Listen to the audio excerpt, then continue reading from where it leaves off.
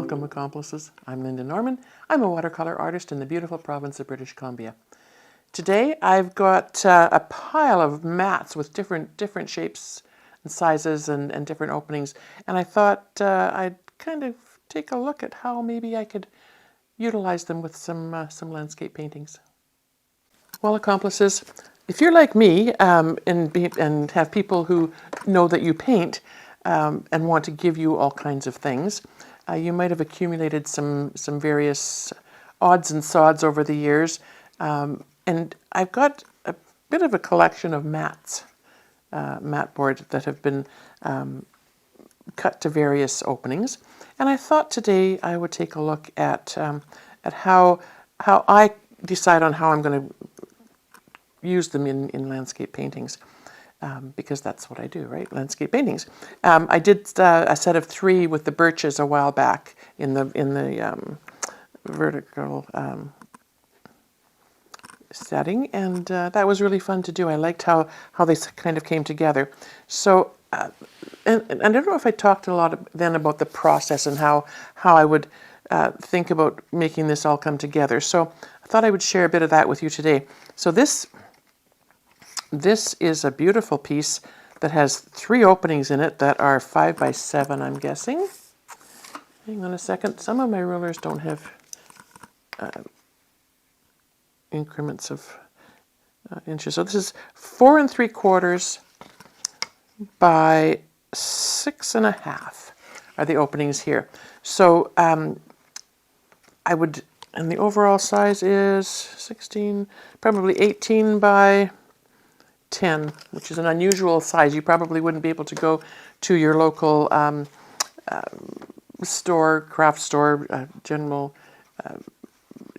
kind of store and get a frame that would accommodate that mat. So I will take it here locally to my friend Roger at Art Framer and get him to cut and create a custom-sized frame for this, plus the backing board. But I love that that you could put 3 paintings together, and no matter what you're painting, I mean, if you love to paint flowers, you could put 3 paintings of flowers in. Here again are a little collection of some that were not quite right for regular frames. So as you can see, they're different sizes. This one's about 1 inch longer than the standard, and again, maybe 3/4 of an inch wider, and the opening is a bit different. And so you could find a different size and orientation for painting that you would want to put in. And they're quite lovely. These are beveled edged. Nice satiny finish on them.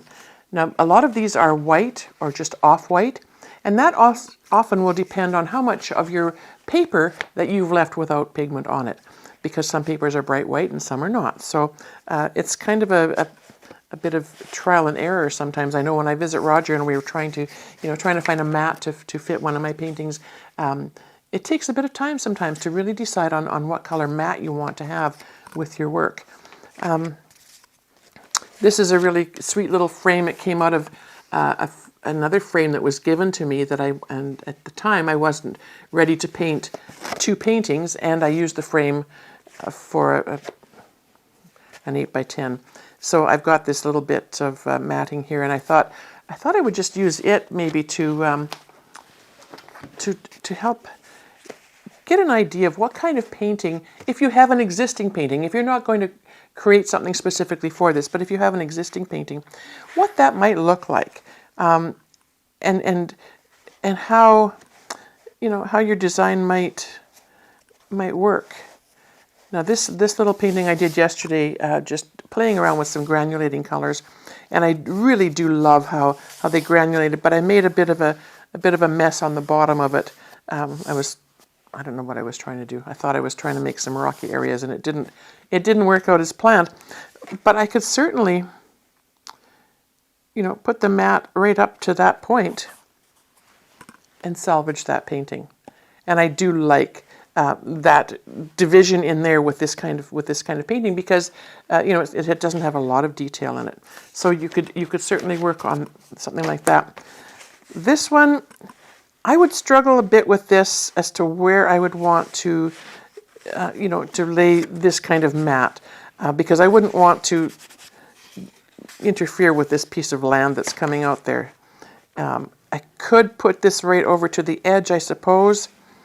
But with a painting like this, I kind of love this sky area up here, these clouds. I really do like the way they formed. But I also love a lot of this reflection and granulation. So this size probably wouldn't be the best for this type of painting. So I would have to eliminate that one. This painting I did with another frame in mind. And actually it wasn't even a frame. I'm just going to grab that and show you. I don't even know where this came from. Probably the Restore, recycle store or something. And it could be used as a tray, I suppose. But I just love the shape of it. And I thought I would paint something that would fit into it. So that might be a project for another video. And that's what this little painting was all about, was to try to fit something that would fit in there. So that might be an option for that one. Or it could be for this one. I don't mind dividing this here. Probably not ideal, but it would work, I think. And then having a lot of the white sky, if that was the type of painting that you had. Still not ideal. I don't really, because I do love how this area here kind of transitions, I wouldn't really want to break that up with a mat of this style. Perhaps one of these smaller ones. I don't think it's even small enough. Possibly that one. Now this painting, and I don't remember if this is one that we did on a previous video or if it was one of my classes, but I love how this would work. This piece in the middle doesn't really interfere with much going on in the background. I can still capture as much of these rocks as I want. And I can adjust this to, to get as much of the other designs in as I wanted to as well. Pardon me. I could even, I suppose, move this one over because I do like these rocks here, and actually cut this page and then slide it over and do the second piece with that side. So there's those kind of things to consider. And also when you're marking them out. Now, on the piece that had 3, I did mark this page for a painting. And after I marked it, I thought, that probably wasn't the best idea. Just because I would want to, I've narrowed it down, so I would have to cut because I didn't have a piece of paper wide enough for this. So I've made slight marks where these openings, or these pieces of paper would fit nicely in these openings and have enough room to attach them around the back on the edge. And because that's going to be cut in that portion there, I don't mind leaving the lines with my pencil lines there. They're light and they're not going to show in the framework anyway. So this is where I thought I would do a quick painting there to show you how that might work with these 3. So my paints are wet and juicy. This is Baohong Artist's Watercolor paper. If it was a lesser grade, it would say Academy, which means student grade usually. And it's a rough grain. This one is 16 by 12 inches. You could certainly paint 3 separate paintings if you had smaller pieces. I like the idea of kind of getting a flow going, having all 3 being done at the same time. And because the transition doesn't have to be great with that division, I think it's maybe just over an inch there. it doesn't have to, you know, we won't lose much of the design. But I will keep in mind when I'm painting that where these lines are, I don't really want to have focal points that I wouldn't want to lose by cutting them to fit into that mat. Does that make sense? So again, I'm using my Lebanson large goat hair brush just to wet my page. This is on a block, by the way. Blocks are glued on all sides with one little opening available that you can slide a little utility knife or something into. Once it's dry, if you try to separate the page from the block when the page is wet, you run the risk of tearing your paper. It's pretty, you know, as tough as this beautiful cotton paper is, it's still paper. It's fragile, right? So I'm going to let that sit. I don't want to be precious about getting the water on. I don't mind if there's some splotches and some drier spots. It just, while I was doing that, I just wanted to mention, while that's soaking in, I treated myself, as I mentioned, I think in a previous video. It was my birthday recently, and I treated myself to a beautiful block of Arches paper. It is 10 by 14 inches. There are 10 sheets in this block, glued on all sides. It says cold press fine grain, but I think it's going to be just beautiful for what I want to do. And when I opened it, it reminded me of the first time I ever opened one of these. And, sorry, there we go. When you open them, it's like this. Black on the edges. There's the opening for prying your paper off. And a piece of black paper on top. But when I had never used a block before and I opened one of these, I was mortified. I thought, I didn't order black paper. How did this happen? And then I realized that, of course, this is just the protective paper, and you take this off and then you can paint on it. So be forewarned, if you order your paper by the block, some companies will put a colored protective paper on there, and that can just be pried off. And I'm going to give this to one of the ladies in my paint group who does some beautiful multimedia work. She loves different kinds of papers, and she'll make good use of that. So I was pretty generous with my water. I'm going to take some of this off. You know, blocks are pretty sturdy, but they will buckle. As you may be able to see that. It's got some waviness in it, but that's okay. Adds to the dimension of the landscape, right? So I have my two Daniel Smith palettes that I've filled up here. These are my palettes, by the way, if you don't already know. I designed these little palettes, and I had a young fellow locally 3D print them for me because I wanted a nice deep well and lots of space for my big brushes. And so I've got these on hand, and I do now have them available on my website, and I figured out a way I think that I can ship to the States without it being too onerous. So you can check them out there if you're interested. I've sprayed them, I've wet them. They were a little bit wet already. I had to use them yesterday at my paint group. And I will just give them another spray. One of the things that I do notice when I teach is that most of the time people don't use quite enough water to get their paints juicy for this style of painting. I mean, every style is a bit different and has different requirements. But for the way I like to paint, I like my paints to be rich and juicy and ready to go. And so I can pick things up, pick pigments up with my little brush or my bigger brushes, and they're just ready to be picked up and introduced to the page. So I think, let's move these out of the way. I want to go with a little bit of a bigger brush because I have a bigger surface here to work on. This is a solo brush from watercoloronline.com. Michael Solovyev, beautiful watercolor artist from the eastern part of Canada, has these products that he works with companies to design them.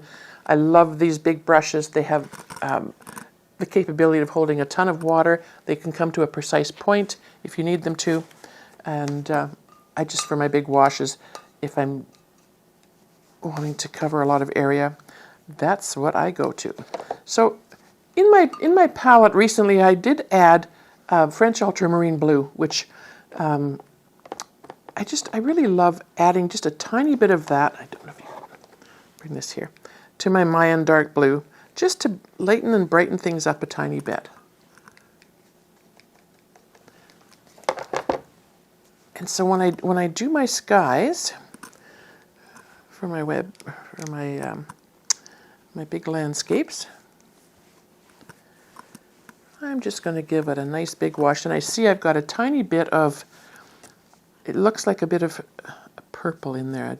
That could be, yesterday I was playing around with some of my granulating colors, and I have a lunar violet that I might even just dip into that right now and add a tiny bit of that just for some sort of grayish purple clouds.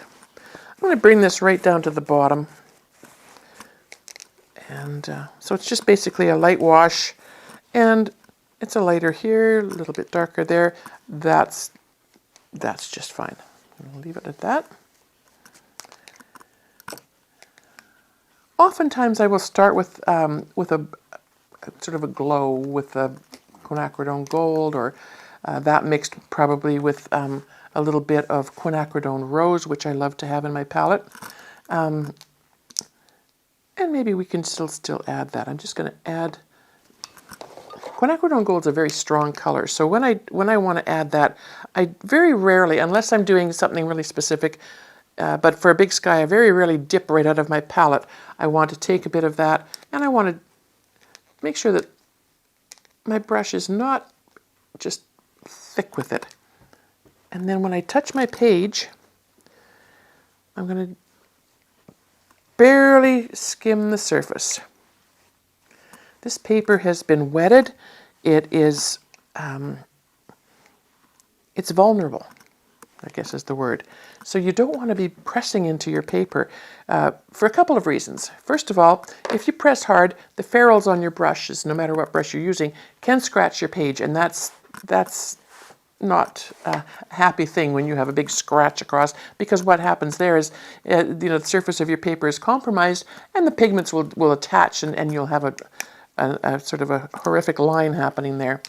So you want to be careful about that. Also, if you're rubbing back and forth and really working at your paper and pressing, you're pushing that pigment in, and I prefer to let the pigment sort of play around on the surface with the water and see what happens.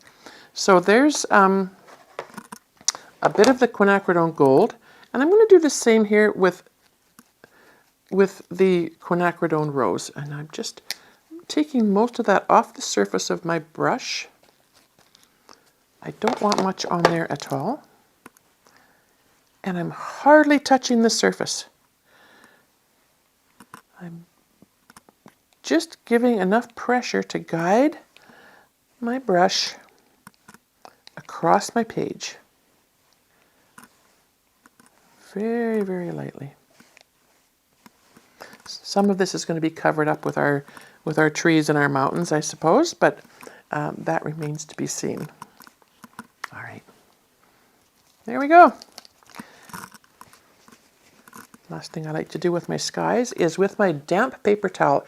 And when I say damp, I mean I want it to be flexible enough that it's flippy floppy. I can't squeeze water out of it, but it's malleable. I can soften it into a nice little cushion. And again, the paper is vulnerable. It's wet. It can be bruised and harmed easily. But by using the damp paper towel, it's soft, it's delicate. I'm holding it in the back part of this wad. So this is just like a little pillow. And then I just want to think about some cloud shapes. And we'll continue maybe having some of those come across that page, and then perhaps up there. The water and the pigment on the page are still working together. They're not dried yet. So where these little puffy spots are, will continue to soften. The edges will soften more and blend in.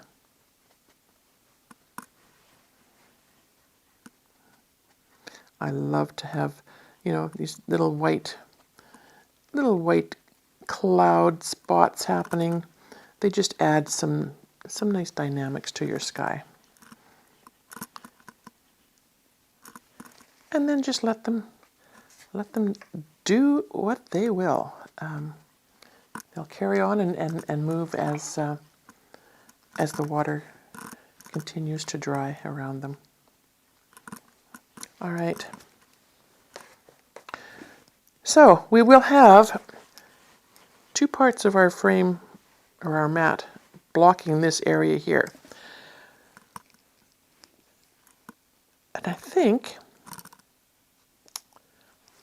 we'd be okay to bring one of our side land masses into that center, just to add some continuation, some flow happening.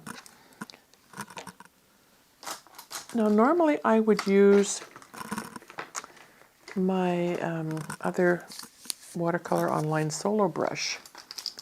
It's like this, but a little bit narrower still, but it's gone missing in action.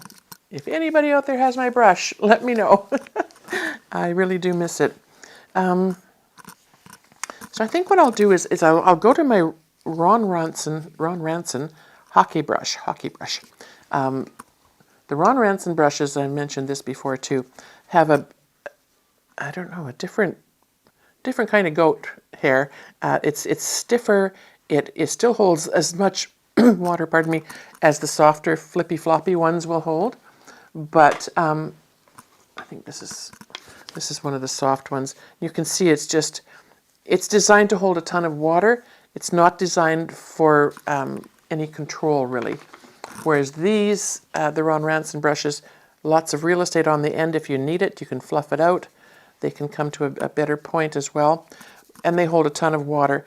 I like them just to get some of my land masses in. So Mayan dark blue, because that's what we've used in the skies. And the page is still damp.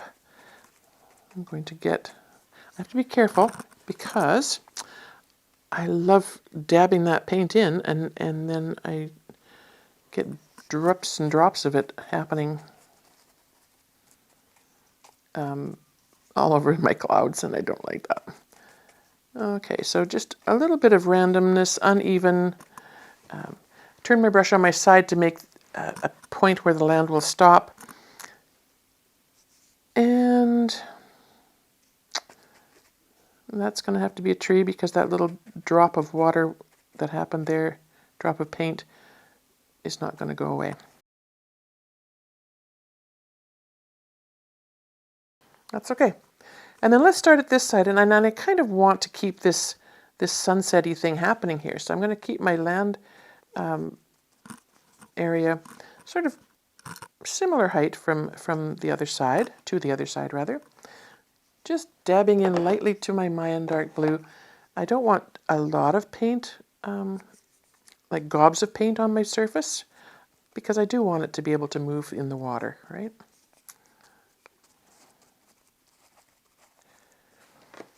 And then let's see if we can't bring a little bit of this into this other section in the middle. Just a few more. Tree shapes, bush shapes. We're going to go in with other colors and alter that a tiny bit as well in a moment.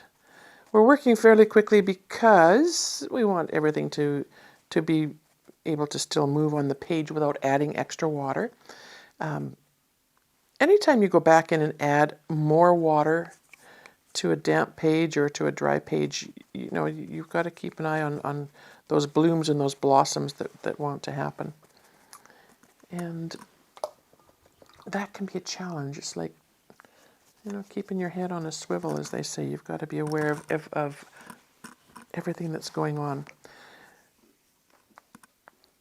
So for a typical landscape for me, Mayan dark blue for my background.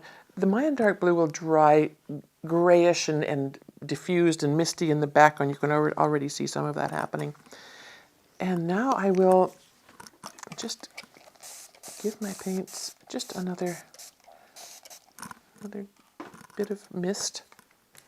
You know, it's springtime right now here, and it's not that hot, but I'm finding that the paints tend to absorb a lot of water, I guess, and dry a bit quickly in the palette. So you've got to keep an eye on that. I think that's important. But I'm going to sort of scuff the end of my brush,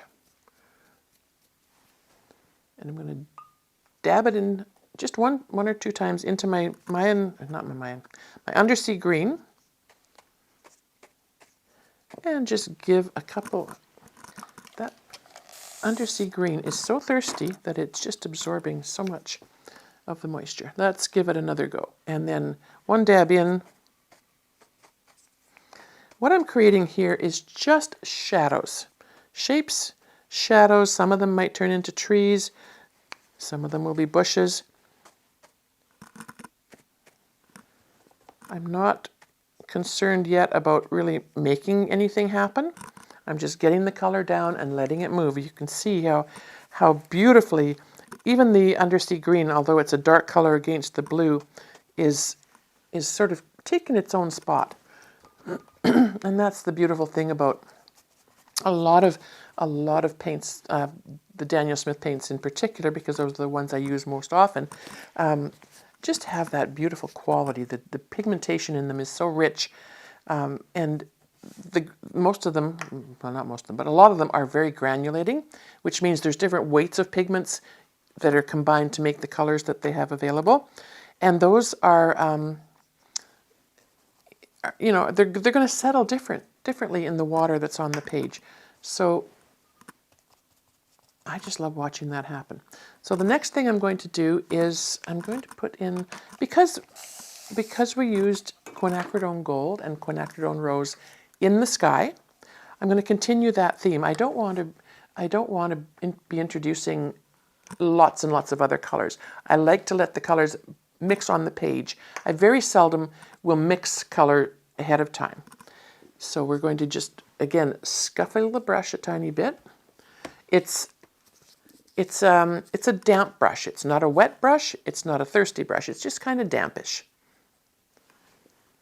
One dab. Now the quinacridone gold is really a bossy color. So one dab is all you need to start with. You can always go in and add more later. And one dab will suffice for this whole painting. Now you can see where this is already creating its own little painting here. It's absolutely stunning. So now I've been chit-chatting. I'm going to go back in with my, that's not a Ron Ranson brush. Where are my brushes? This is a Ron Ranson Hake brush. It's a little bit longer than what I wanted, but I can't see my other one here at the moment. It's dry, and that's what I want right now. I want to go in with a dry brush, just as I mentioned before, because the initial wash I put on was at a different level of dryness when I added my Mayan blue for my trees. We're getting a bit of a bloom, a bit of a blossom, and with a dry brush, if you just feather that, barely touching, and I'm just pulling some of that, and we can create that as a, eventually we'll sort of blend that into the water, or whatever this is, whether it's a snowy meadow or water yet. We're not sure. Usually it turns out to be water. I like to keep my brush strokes horizontal. If you start doing this, it sort of goes against the grain of a landscape, I think. The water itself and the pigment are going to flow down and make those shadowy areas. And we can work on some of those later on as well. But I just want to soften some of where that water is making those harsh lines. And some harsh lines are okay. I don't mind that. So while I've been doing that, the quinacridone gold has been creating these incredible little shapes. I'm going to go back in now with my Levinson Goat Synthetic Blend And I'm just going to pick up some quinacridone gold on the tip of my brush. And I want to very randomly introduce that just as a couple of focal points.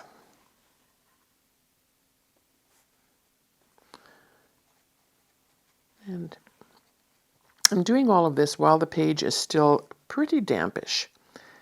And so a little pop of color here and a little pop of color there is really all you need with these beautiful pigments. I'm also keeping in mind that I'm going to have a shoreline, a rocky shoreline where these bits of trees and shrubbery have come down. And the last thing I would do in terms of color, second to last thing, I think what I want to do right now before it gets too dry is I just want to go in, and if you look at this tree, it's got kind of a sawed off top, and so I just want to go in Mayan dark blue on the tip of my Levinson brush. Any rigger brush, any fine liner would be nice to do this with. And I just want to introduce a bit of a point to that tree. This one I kind of like. It's kind of organic and wonky. I'm going to leave that. And then on this side as well, I think I would just like to indicate that there's a couple more tree shapes happening. And sometimes it's just a case of dropping in a little bit of color. Just touching it in. Remember, this whole surface is still damp, and we can just make a couple of pointed treetops and feather out a few branches on each side. Kind of uneven. I know some trees are flatter on top, but that's okay. I like mine to have just a bit of a point. And I always try to keep my trees sort of uneven. I don't want them to look like we've gone in and given them all the same haircut, right? And because that is a bit dampish, this was quite damp, and where I dropped that Mayan dark blue in, it really diffused. So let's get a little more aggressive with the pigment. And sometimes I don't want to make an entire tree. I just want the indication of a part of a tree. Maybe there's other things in front of it, right? And that's going to dry again later and more diffused. Then the other thing we would do is just with the quinacridone rose, similar to what we did with the quinacridone gold, is just introduce it to a couple of little spots.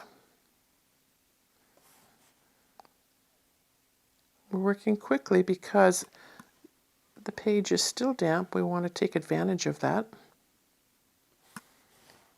And we'll put some up just for interest up here.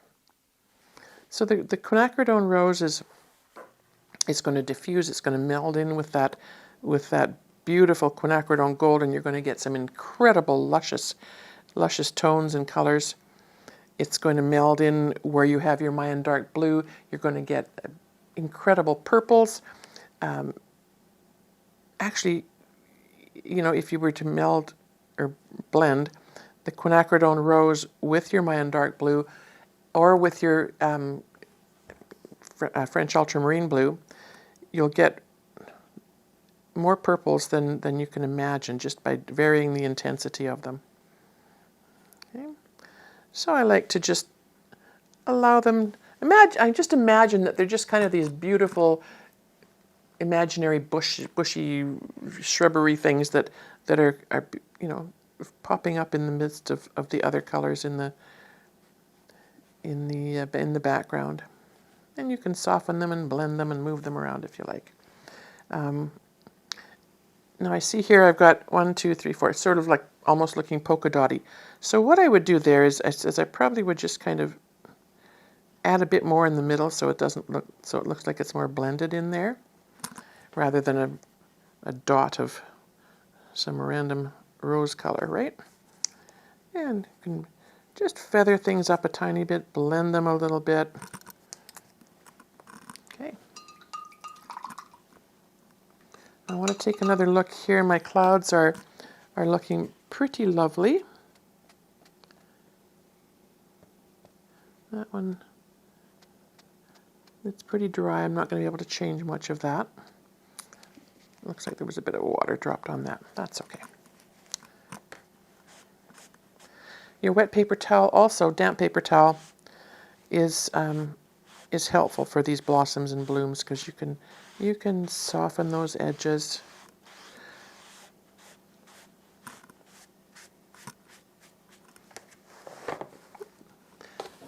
I'm just going to close this up. This is my palette of my lunar series, and I didn't use those in this painting. So, and now it's just a case of fine tuning. Keep an eye on things. What does it look like? It looks like I've got maybe a bit of a dark tree there. So I'm going to have to add a few more darks, I think, just to keep that from standing out too much, right?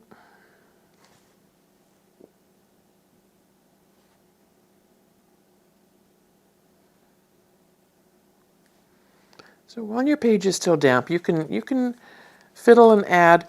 If, for example, here now, because this area had dried a little more than I'd realized when I added that extra dark, I can use my damp paper towel and just pull some of that out. A wet brush just with water. Go in and move some of that pigment around. You can still do that. Give it a dab. It takes out the excess water and helps to soften some edges and give the indication of some shadows and some shading happening. All right. So I'm pretty happy with this. I might do a little bit more fine tuning, always with my landscapes. Once it's a little bit drier, I'll go in with one of these brights and just carve out maybe some of the foreground, foreshore, I guess. Foreshore in 7 years or whatever. With these little marks, keeping them always horizontal. If you do this when it's too wet, it's too damp now, so I will finish this. You've seen me do it before, so I'll finish it later, and you'll be able to see what that looks like when it's done. And I will make some of these harder lines into maybe ripples and things in the water. But yeah, if you were to go in too soon with your bright to try to carve in that shoreline, anything that you pull away, if it's still moist on the page, is going to fall back into that little line. So I will leave it at that for now, but I will take the, hang on a second. I thought I was going to grab it. There we go. I will take this, so make sure I get the back side to lay down in case there is any damp paint. I don't want to get it on the front of the mat. And so they're sort of, I mean, they will be closer together because the edge of it. But there sort of is, I think, where this will eventually end up. This has been fun. I'm really pleased that I can share my little bits of process with you. And, you know, we all do things differently. But I hope what I'm sharing with you, you know, you'll be able to take bits and pieces of it and apply it to what you want to do and how you want to do things. And as I said, it's process. It's how we keep things moving forward. And you know, when I talk about process, Lorenz, who does our filming for me here, is you know, he has a company called Process Art. And he has the most amazing films on his channel. Head on over to Process Art Discovery here on YouTube. He's got some really interesting and lovely things for you to watch. There are other artists, of course. That was you know, Lorenz's, I think, first focus. But he has discovered a love for film, and especially old films, and there's something really endearing about being able to watch those old films and enjoy them. So yeah, check them out. And as always, thank you so much for being here, for supporting me with your beautiful comments and your suggestions, and just being there.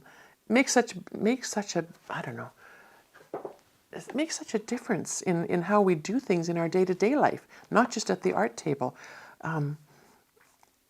Community, however we connect, is so important. And I'm reminded of that every time I sit here with Lorenz and bring something to the art table to share with you. I'm reminded of that every Wednesday morning when I go to my art group and we share and we laugh and I think, gosh, it's so important to have that. It's so important to have that. It keeps us motivated for going on and on, as we progress in life. And I just have to share this with you. I very seldom lose sleep over anything, but in my art group, not my art group, but the art group that I belong to, one of our gentlemen just recently celebrated his 93rd birthday this spring, and he has chosen to not come every Wednesday morning anymore. It's just too much. And I lost sleep for a couple nights, just feeling a bit of an emptiness, and trying to process that, how that would feel, having to give up something that has been a part of your life. I think he was a member of the group for over 30 years. And how important the group was to him, or is to him still. I mean, we'll always be in touch. But I don't know. That's kind of how I feel about having you all here. So again, thank you from the bottom of my heart. I hope we can continue to do this until we're 93. If you've liked hanging out here today and you like what you've seen, I invite you to subscribe to the channel if you haven't already. And maybe head on over to the members area. We'll have some fun things going on over there.